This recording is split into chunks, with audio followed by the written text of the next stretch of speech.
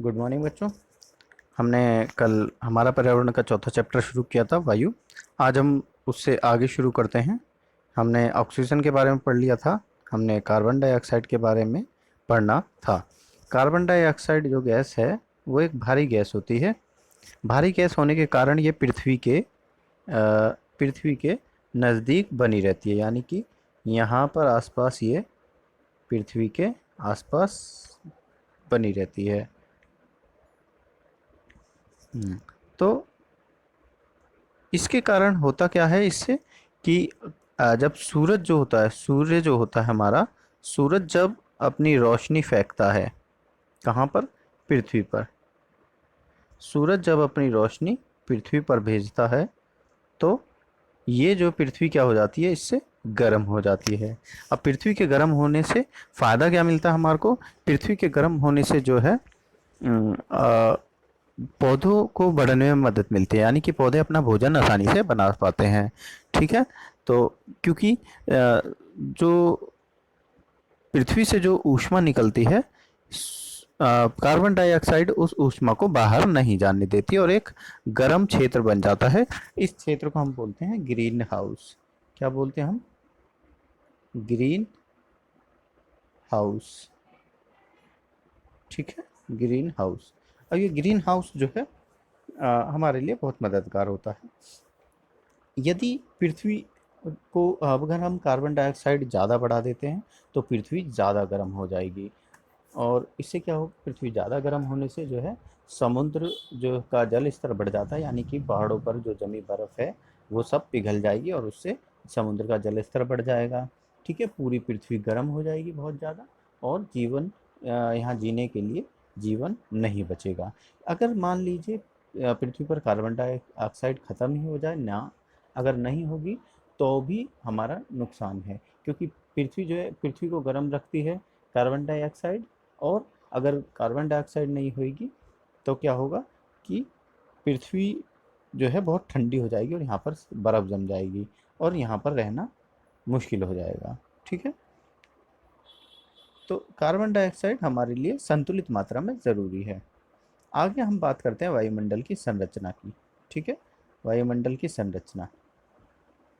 तो वायुमंडल में जो हमारी जो संरचना है उसमें वायुमंडल की 5 परतें हैं। कितनी हैं? 5 परतें। वायुमंडल की 5 परतें, यानी कि पूरा का पूरा वायुमंडल 5 परतों में बटा हुआ है। जैसे कि मान लीजिए ये हमारी पृथ्वी है, और पृथ्वी के ऊपर एक लेयर, फिर दूसरी लेयर, फिर तीसरी लेयर, फिर चौथी लेयर, ऐसे ही पांचवी लेयर। ये 5 लेयर हैं जो कि पृथ्वी को घेरे हुए हैं वायुमंडल की। तो पहली जो लेयर है उसका क्या नाम है? पहली लेयर है हमारी क्षोभ मंडल, दूसरी है समताप मंडल, तीसरी है मध्य मंडल, और चौथी है बाह्य मंडल, और पांचवी ये रही हमारी बहिर्मंडल। तो ये 5 मंडल जो हमारे पृथ्वी वायुमंडल की 5 परत हैं। ठीक है, पृथ्वी पर। अब इन परतों की बहुत अपनी अपनी खास बातें हैं। ये देखिए, यहाँ से शुरू होती है। ये पृथ्वी यहाँ पर है, मान लीजिए ये पृथ्वी है यहाँ पर, और इसके बाद सबसे ऊपरी जो वायु की सीमा है वो क्या है हमारी? यहाँ से ये वाली लेयर कौन सी है? क्षोभ मंडल की। उसके बाद यहाँ से यहाँ तक है हमारी किसकी? समताप मंडल की। उसके बाद आता है हमारा मध्य मंडल, उसके बाद बाह्य मंडल, और फिर बहिर्मंडल। ठीक है। तो सबसे पहले जानते हैं कि क्षोभ मंडल क्या होता है। हाँ, क्षोभ मंडल। ये रहा क्षोभ मंडल। क्षोभ मंडल जो है हमारी पृथ्वी की सबसे महत्वपूर्ण परत है। ठीक है, वायुमंडल की सबसे महत्वपूर्ण परत है। अगर हम बात करें जो जितनी भी मौसम से संबंधित घटनाएं होती हैं, अब मौसम से संबंधित घटनाएं, तो मौसम में क्या क्या आता है? जैसे कि बरसात होना, वर्षा होना, वर्षा हो गई, ठीक है, और बिजली कड़कना, आंधी तूफान आना। ठीक है। तो ये सारी चीज़ें कहाँ होती हैं?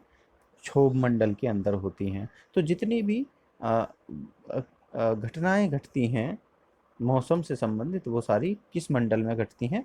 क्षोभ मंडल में। और ये कितने किलोमीटर की होती है? ये 13 किलोमीटर की ऊंचाई तक होती है। आगे हम बात करते हैं समताप मंडल की। हैं ये समताप मंडल। ठीक है। समताप मंडल जो है पृथ्वी से 50 किलोमीटर लगभग ऊंचाई तक होता है। और क्योंकि यहाँ पर जो है मौसम जो है वो एक समान रहता है, इसीलिए जो है इसको समतापमंडल कहते हैं, यानी कि तापमान यहाँ पर एक जैसा बना रहता है। तो यहाँ पर सबसे ज़्यादा जो है यहाँ पर हवाई जहाज उड़ाए जाते हैं, यानी क्योंकि यहाँ पर मौसम बदलता नहीं है, एक जैसा रहता है, समान रहता है, और इसीलिए यहाँ पर जो है हवाई जहाज आराम से उड़ाए जा सकते हैं। ठीक। दूसरा, इसी के अंदर एक लेयर होती है, इसी के अंदर एक लेयर होती है, वो होती है ओजोन लेयर। ठीक है, ओजोन परत। तो ये ओजोन परत एक पतली पट्टी में होती है, इस तरीके से यहाँ पर। ठीक है।